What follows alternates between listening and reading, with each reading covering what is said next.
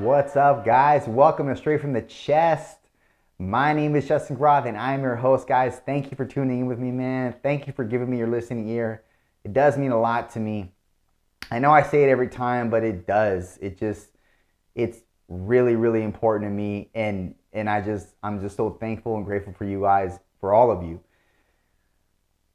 Guys, there's been something I've been thinking about for, I don't know, the last probably for good the last 2.5 years. For a good portion of those 2.5 years, this is what I've been thinking about. Am I in the right line of work? And you may also ask yourself the same thing, or questions that are kind of analogous to that. Are you in the right space? Are you doing the right type of work? And what I mean by that is, not do you love your work, because you don't have to necessarily love your work to be successful in your work. You can argue that if you have discipline and you have tenacity, you can make anything work. You can do something that you hate, but do it like you love it because you have discipline and you have tenacity that's behind you.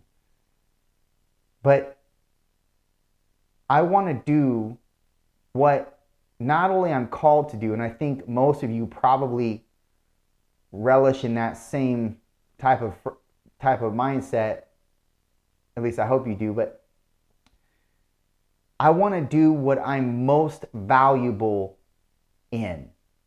And I want to do it because that's what I want to do what I'm most valuable in to others or for others.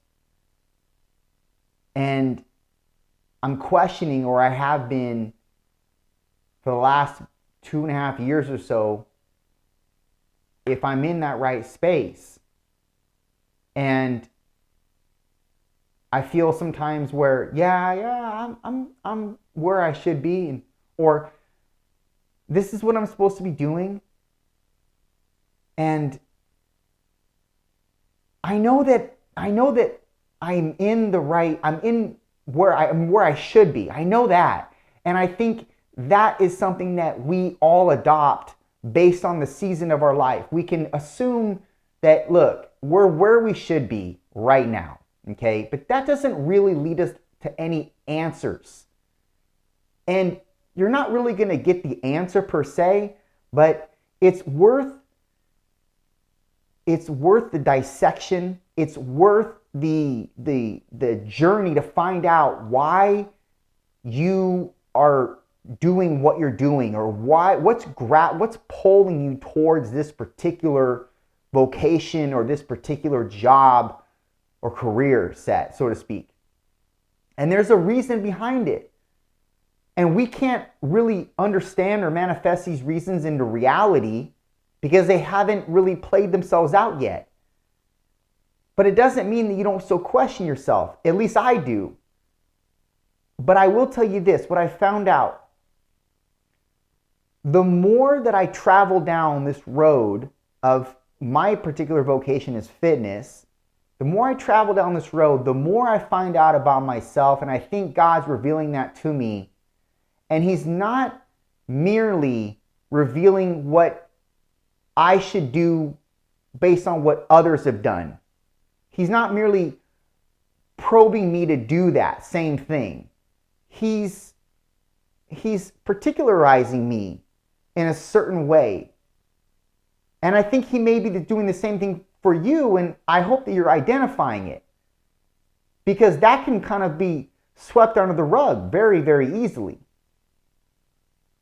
So I hope you're paying attention to what He might be trying to urge you to do and or go against. And by the way, the things that He calls you to go against, they're not going to be easy things to go against, man. And they might go against the common narrative that you have been taught. I'll give you one short example. When I first became a personal trainer, I was told, measure the people coming in, take their measurements and weigh them. And I felt that was wrong. Now, mind you, I had had a background in bodybuilding, competitively, etc., that not only develops you physically, but develops you psychologically. And so when they told me to do this, and this is what we do, this is common, this is, I was being taught by the head trainer, I felt wrong about it. Why would I further iterate how messed up this person is coming to me? They clearly knew that, which is the reason why they were prompted to even come to the gym in the first place. The last thing I want to do is tell them, yeah, you're messed up. Look at how much you're messed up. Why would you do that? Do you forget you're in the personal training business? Do you forget that you're in the personal business? But the reason why they wanted to ground that in the forefront is to sell you, to sell that particular person, to make them feel worse about themselves, so that they just are, gelatinous for whatever you want them to be gelatinous for, and just be, whatever, just, okay, let's do that. Whatever you want to do, personal trainer man, do it. I'm just a piece of shit, and, pardon my French. But that is something that they teach you, and I felt that was wrong. So I vowed to myself that I would, if I ever became a person, if I ever did something on my own, that I would never follow those same constructs, even though that's synonymously that's synonymous with most clubs and their personal training staff. That's how they go through an introduction with you. I hated that. And I don't operate that way. Let me tell you how I operate real quick. If somebody comes and sees me, they clearly know they're out of shape, which is the reason why they see me. We're not going to exhaust that avenue any further. Okay. I know that they're probably in some way insecure, probably somewhat intimidated, and they don't want to be there in the first place, but they do because they know it's good for them. So what we do is I don't take any measurements and I don't take any weight. They already know what those things are, and if they don't, it's probably best that they don't. We go off of real life measures, how they feel in their clothes. So not only how they feel psychologically and physically, but how they feel in their clothes and how they look in the mirror. Those are the parameters that we function off of. Those are the best predictors of what I feel someone should be somebody should be seeing as the progress. Not what you can measure, not what a scale tells you. That's arbitrary measurement anyways. It doesn't measure lean tissue over lipid loss. It just measures weight loss. That's it. So anyways, the point is, there was something that I felt that was different about a already common procedure that should have been adopted as commonplace with me in my particular vocation. But I felt I don't gel with that, man. That's not. So I adopted my own. And with that one type of procedure, it helped me to take more ownership over what I was doing. That furthered and established more purpose in what I was doing because I was making it my own. So what I'm trying to illustrate here is, if you don't have any purpose in what you're doing and it's not directly feeding the understanding of why you're waking up every day doing what you're doing, you're not going to be productive. And if you're not productive, what are you doing? Seriously. If the purpose isn't driving you, it's definitely not going to be driving any production or productivity out of you. What are you doing? So this further augurs in why you should be in the position that you're in and continuously doing. It's like a natural reciprocation on what work you're putting forward. And that's really your answer right there. And the more times you curate these particulars around what you are doing, or you think for yourself in what you're doing, like I did, or not like I did, like I'm not trying to centralize this around me, but I'm just trying to give you myself as an experience or an example, or I'm sorry, myself as an example here.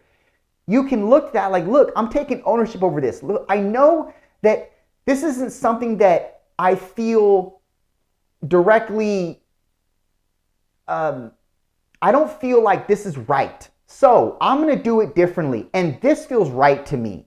And because this feels right to me, you can have more pride in that. And you take more ownership in it. And because of that, it's way more liberating. And it's more signaturized to who you are.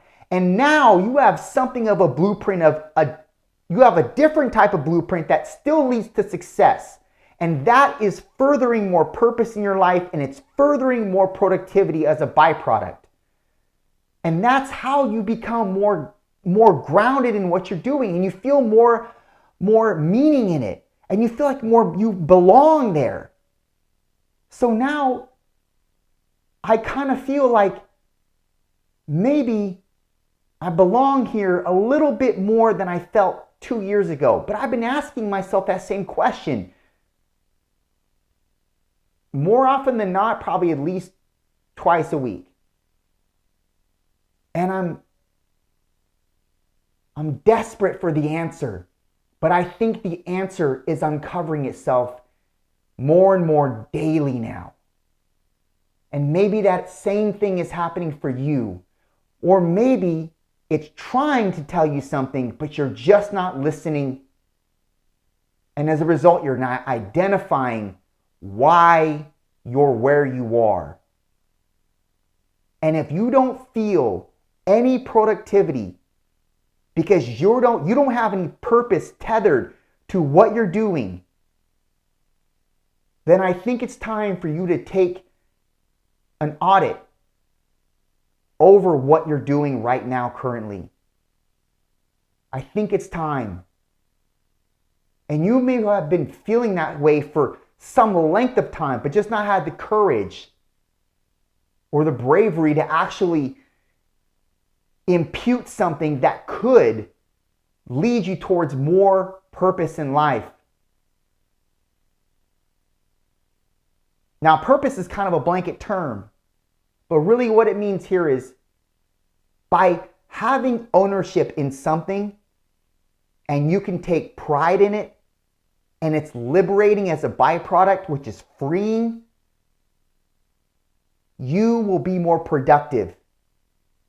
And because of that, you can signaturize and establish something that's yours. Nobody has to go alongside with you in this.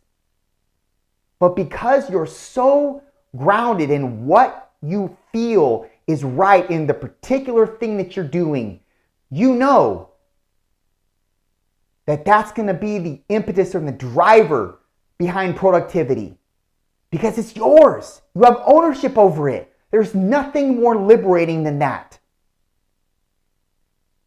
So I guess now the question arises, do you have ownership in any type of way over the thing that you're doing? And I don't mean ownership from a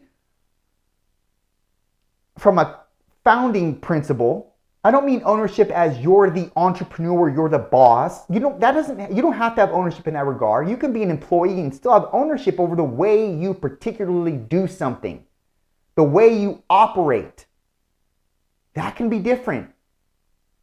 And because you do it differently, but it sides well with your implicit being, you can take ownership over it and you feel proud and you feel liberated as a byproduct and you're more productive, and that is going to feed more purpose in your life. Do you understand? And that's the best you can hope for as a human being. Because I promise you, if you're facilitating on those axioms, it will propagate in your benefit in the future. Done.